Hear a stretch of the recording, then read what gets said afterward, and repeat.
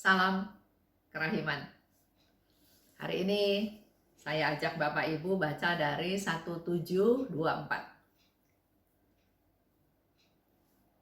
Temanya, penderitaan yang hebat untuk jiwa yang sekarat. Kalau Bapak Ibu perhatikan, saya pernah bercerita juga ya, kematian yang begitu indah, begitu tenang, begitu damai. Tapi di 1724 kita mau bicara tentang penderitaan yang hebat untuk jiwa yang sekarat. Dikatakan oleh Suster Faustina, hari ini aku merasakan sengsara Tuhan dalam tubuhku lebih dari kapanpun. Suster Faustina punya karunia stigmata rohani. Dia mengalami penderitaan seperti pada waktu Yesus dipaku di salib, tangannya dipaku, lambungnya ditusuk, kakinya dipaku. Kesakitan itu dirasakan oleh Suster Faustina, tapi secara rohani. Jadi mungkin orang-orang nggak bisa lihat penderitaan Suster Faustina, tapi dia mengalami stigmata rohani. Dan sekarang dikatakan di 1724, aku merasakan sengsaranya Tuhan di dalam tubuhku lebih dari kapanpun. Jadi dari pengalaman penderitaan stigmata rohani yang dialami oleh Suster Faustina, sekarang dia mengalami lebih dari kapanpun. Kesengsaraannya, penderitaannya sangat menyakitkan, menyengsarakan lebih dari yang lalu-lalu. Aku merasakan bahwa sengsara ini adalah demi keselamatan seorang berdosa yang menghadapi ajal.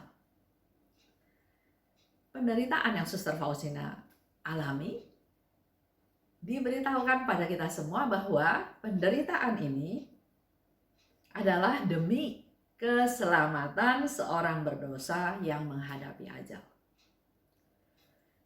Sebaliknya, buat Bapak Ibu, buat kita semua, kalau pada suatu hari nanti mengalami penderitaan, apapun itu, bukan mengeluh, bukan bertanya Tuhan kenapa saya begini, kenapa saya begitu, tapi hari ini kita belajar dari Suster Faustina. Justru melalui penderitaan tersebut, Suster Faustina tahu ini demi keselamatan seorang berdosa yang menghadapi ajal. Seorang berdosa yang menghadapi ajal. Jadi pasti masih banyak dosanya, kesalahannya. Dan dalam proses itu, justru Suster Faustina mengalami penderitaan, mengalami sengsara Tuhan dalam tubuhnya dengan sangat menyakitkan dibandingkan dengan hal-hal atau waktu-waktu yang sebelumnya.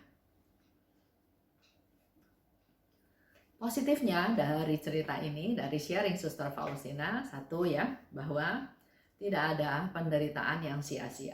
Jadi walaupun Suster Faustina menderita, dia mengalami stigmata rohani, lebih sakit daripada waktu-waktu yang lalu, tapi ingat, tidak ada penderitaan yang sia-sia. Karena Suster Faustina bilang, untuk menyelamatkan satu orang berdosa yang sedang sekarat. Jadi silih. Mari kita juga dalam masa kita hidup ini persembahkan kebaikan kita, karya kita, doa-doa, mungkin perayaan Ekaristi, adorasi, doa rosario, doa koronka, perbuatan baik, apa saja yang bisa kita lakukan, persembahkan kepada Tuhan sebagai silih untuk membantu jiwa-jiwa yang membutuhkan.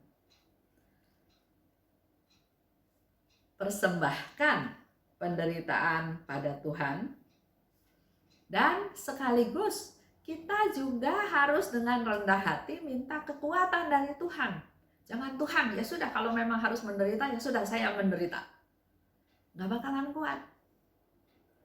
Tapi justru melalui penderitaan itu, persembahkan penderitaan itu pada Tuhan, tapi sekaligus kita juga mohon pada Tuhan supaya kita diberi kekuatan untuk bisa menanggung penderitaan tersebut.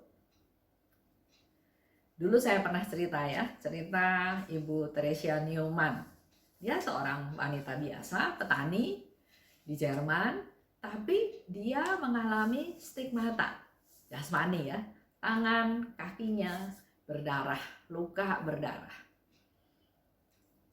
Nah, ini dia terima akhirnya menjadi suatu silih dan sekarang sudah diproses sebagai beata. Awalnya yaitu luka ya ditutup pakai diverban, dikasih salep supaya kering, supaya sembuh, tapi akibatnya bukan makin baik tapi makin besar lukanya, makin menyakitkan. Pada waktu didiamkan akhirnya sembuh sendiri, tapi hari-hari tertentu stigmata itu, luka itu dirasakan lagi oleh Theresia Neumann. Dan apa yang dia alami, dia persembahkan pada Tuhan untuk menjadi silih. Nah, sekarang mungkin saya mau ajak Bapak Ibu merenung ya, merenung. Siapa sih saya?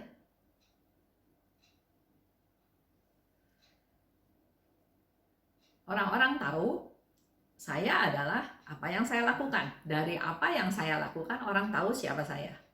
Dari apa yang saya miliki, orang tahu siapa saya. Contoh, saya misalnya pekerja keras, saya wanita karir, saya pengusaha, saya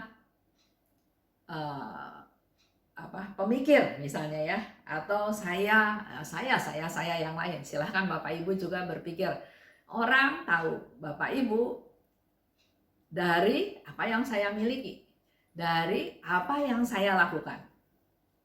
Nah, pertanyaannya adalah, apakah Bapak Ibu sudah merasa nyaman, merasa sukacita, merasa gembira dengan saya seperti ini? Kalau kita mulai berani berpikir jauh ke depan, sama seperti Suster Faustina juga, 1 bulan 1 kali dia merenung tentang kematian. Kalau dulu hal itu kayaknya tabu ya, nggak ada yang mau ngomong soal mati, apalagi masih muda, masih sehat, masih berkuasa, masih ambisius. Tapi kalau sekarang kita berani berpikir tentang kematian, mungkin kita bisa melihat film. Karena ternyata dengan kematian itu bisa menelanjangi lapisan-lapisan luar identitas kita. Kalau suatu hari mati, pangkat ada gunanya, kekayaan ada gunanya, kemewahan ada gunanya, kepopuleran ada gunanya, kuasa. Coba kalau kita merenungkan tentang kematian, hal-hal yang kita capai sekarang, yang kita miliki sekarang, apakah sudah membawa suatu kedamaian, kenyamanan? Bahkan malah sebaliknya, kalau kita berani berpikir tentang kematian, malah sebetulnya sedang menelanjangi tirai-tirai, lapisan-lapisan luar dari identitas kita. Pengusaha, pertanyaannya, apakah dia pengusaha yang jujur? Apakah kolusi? Apakah mumpung? Orang yang terkenal, apakah diperoleh dengan cara yang jujur? Atau supaya naik pangkat memakai cara dengan menjatuhkan orang lain? Itu tirai-tirai itu akan terbuka satu persatu kalau kita berani merenungkan tentang kematian. Kita memang belum sekarat, oleh sebab itu ajakan saya kan selalu berdoa untuk yang sekarat, tapi suatu hari kita akan ada di titik itu juga. Nah, mari Bapak Ibu, kita mulai merubah cara kita berpikir, siapa saya? Mulai singkapkan hal-hal tirai-tirai yang menutupi identitas kita yang sebenarnya. Itu aja untuk hari ini.